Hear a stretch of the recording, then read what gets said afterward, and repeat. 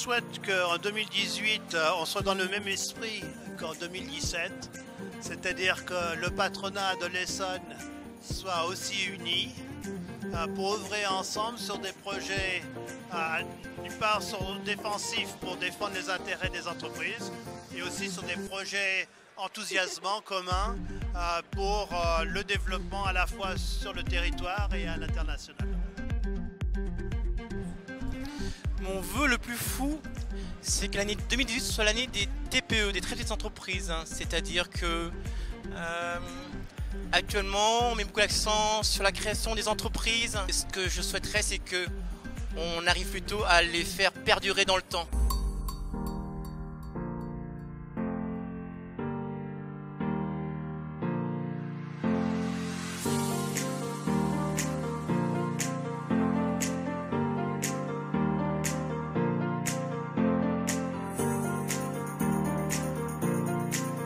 Donner la possibilité à chacun d'avoir du travail, que les négociations qui sont faites actuellement concernant l'apprentissage aboutissent à quelque chose, j'allais dire, d'assez performant afin de booster l'apprentissage et surtout la transmission du savoir auprès des jeunes.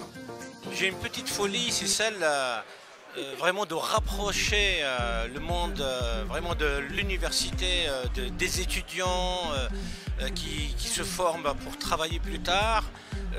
Vraiment de faire en sorte que ce travail-là qui fait dans le cadre de leurs études soit un travail qui aboutit facilement à l'emploi, donc rapprocher le monde de l'entreprise avec le monde de la formation.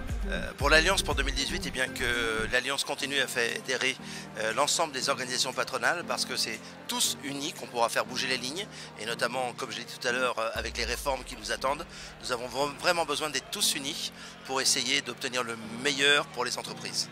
Moi, j'ai été président du MEDEF il y a 7 ou 8 ans. J'invitais de temps en temps mes collègues patronaux et syndicaux, mais je n'avais pas eu l'idée et je dirais l'initiative de créer l'Alliance, qui a été créée il y a 4 ans.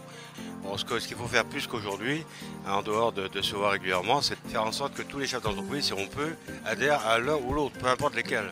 Ce qu'on souhaite, c'est que, travaillant tous ensemble, qu'ils adhèrent à l'une des 8 ou 9 qui sont là. Pour moi, le rêve le plus fou, c'est que la France se débloque. Elle a un petit peu démarré. Je crois qu'il y a longtemps que les Français voulaient que ça change. Là, il y a une opportunité à la fois politique et économique. Politique à la suite des élections présidentielles et économique parce que l'économie mondiale redémarre et qu'enfin les Français comprennent que nous devons changer les choses, que nous devons nous réformer, que nous devons débloquer notre société.